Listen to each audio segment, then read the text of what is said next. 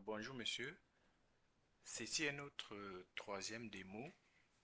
Après les deux premières sur l'attaque cryptographique, la deuxième sur le DNS spoofing, ceci est la troisième sur l'écriture d'une attaque en ayant une vulnérabilité de type buffer overflow.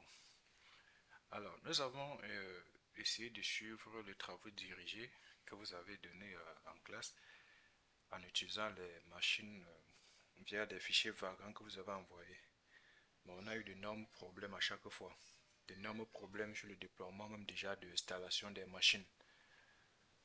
Donc ce qui fait qu'on n'a pas pu exploiter ces machines-là. Mais néanmoins, pour faire cette troisième démo, nous avons procédé autrement pour l'attaque, pour l'exploit, pour faire cet exploit de vulnérabilité en utilisant pour un buffer overflow. Alors, nous avons là présentement ce que vous avez là. Nous avons deux fichiers pour cette troisième démo de cette attaque, une écriture d'une attaque en utilisant la vulnérabilité buffer overflow. Alors, je vais présenter un peu en détail les deux fichiers. Le premier fichier que nous avons appelé le buffer overflow. En fait, c'est lui qui va faire la vulnérabilité dans le fond. Donc, il s'agit du fichier qui va incorporer notre script vulnérable. Alors, ici, la définition de la fonction vulnerable function qui prend en entrée une input data et qui va simuler un tampon de 50 octets. Donc là, c'est le tampon ici qui est le buffer. Et avant le dépassement du buffer, nous avons là la vulnérabilité. Ici, on simule la vulnérabilité. Donc, ce qu'on va faire, il va copier, il va faire une copie directe avec gestion d'erreurs supprimer. Donc, on gère les erreurs. S'il y a des erreurs, on va supprimer. Alors, c'est ce que fait la boucle là. Donc, le trait en cache, c'est pour gérer l'erreur. Donc, simulation d'une attaque de tampon. Donc, s'il y a l'erreur, ben, on va simplement ignorer. C'est pour ça que ben, nous mettons que là, que si jamais, en récupérant les inputs là, le buffer, s'il y a une exception, s'il y a une erreur, il fait simplement, il ignore simplement. Ensuite, nous afficher un message pour illustrer que là, nous sommes après le dépassement, parce que là, c'était avant faire l'attaque et après le dépassement. Alors ici maintenant, une fois que la fonction vulnérable est achevée, la deuxième fonction dans notre fichier de buffer overflow est la fonction secrète que nous voulons atteindre. Donc lorsqu'on va exécuter l'exploit, parce que le deuxième fichier c'est le fichier d'exploit que nous avons écrit, lorsqu'on va exécuter cet exploit, il doit venir ici essayer d'exécuter cette fonction secrète. Donc, ok. Dans la fonction vulnérabilité, la deuxième fonction secrète, qui sera exécutée, je le précise, lorsqu'on va exécuter l'exploit que je vais présenter tantôt. Dans la fonction secrète ici, affiche les messages. Donc, si cela se passe bien, on va afficher un message juste pour montrer que nous avons atteint la fonction secrète via notre exploit. C'est pour ça que nous avons mis le message bravo. On exploite les vulnérabilités pour atteindre la fonction secrète. Donc, là, c'est la fonction secrète. Ok. Maintenant, le point d'entrée, bon là, très bien entendu, le point d'entrée de la fonction, l'adresse fictive et de la fonction secrète. Donc ici, on va récupérer l'adresse fictive de la fonction secrète qui correspond normalement au AA en ASCII. Dans le cas, AA en ASCII. Maintenant, si la taille est différente de 2, par exemple, on affiche le message qui va montrer en réalité le payload. On sort de là. Alors, et on va faire une conversion de l'argument en une liste d'octets. Là, c'est la prochaine ligne.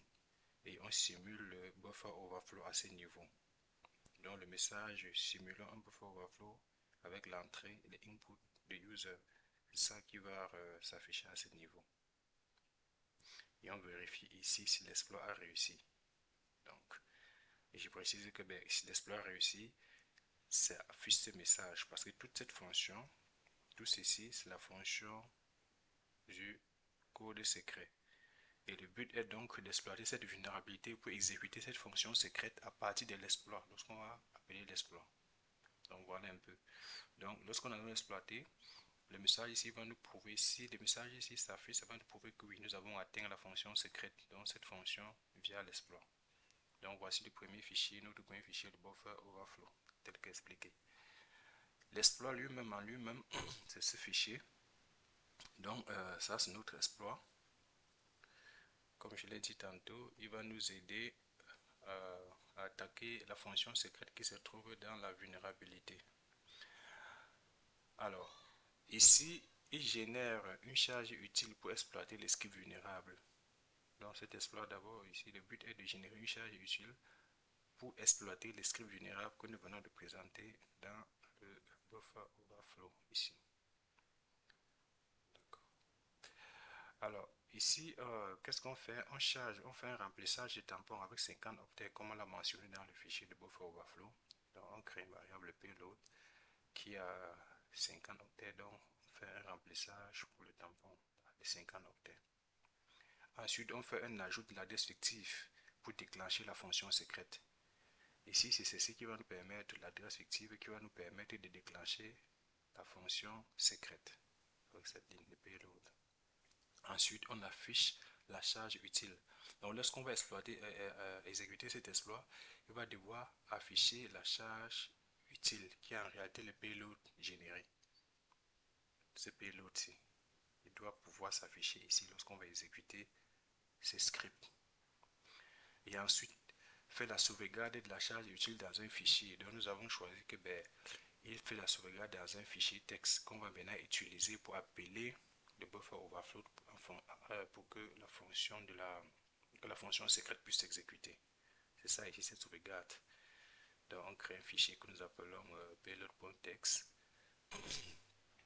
On crée ce fichier en écriture, on écrit à l'intérieur. On écrit le payload qu'on vient de générer là à l'intérieur, la fonction fwrite. Et lorsqu'on va appeler la fonction buffer overflow, avec ce fichier qu'on a écrit, le payload à l'intérieur, il va donc aller exécuter le fichier, la fonction secrète qui est dans le buffer overflow. Et le message devra s'afficher. Alors, pour tester cela, donc, une fois les fonctions définies, nous pouvons maintenant tester cela. Déjà, nous devons premièrement exécuter l'exploit. Donc, avec Python 3 exploit, nous allons appeler le fichier, je crois que je l'ai dit, fichier. Donc, le fichier s'appelle exploit, oui. Le deuxième fichier exploit.py.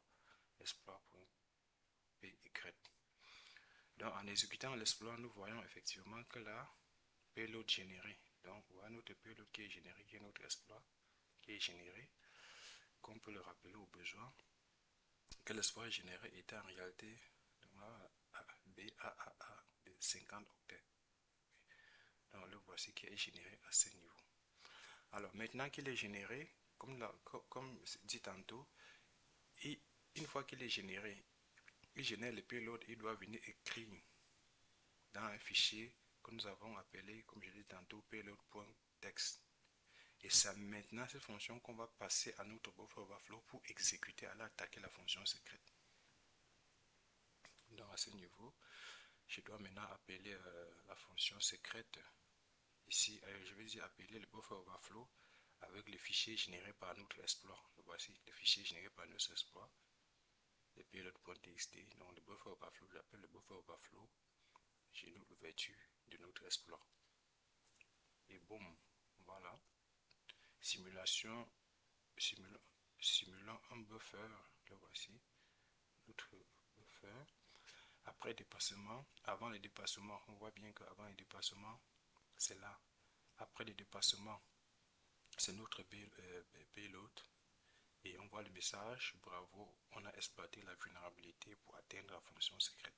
Donc ici, ça confirme effectivement que le buffer overflow a été exécuté avec succès. Donc voilà pour notre troisième démo, comme nous avons présenté, ce qui fait de tout de notre devoir. Merci beaucoup pour le coup, monsieur, et de bonnes choses à vous.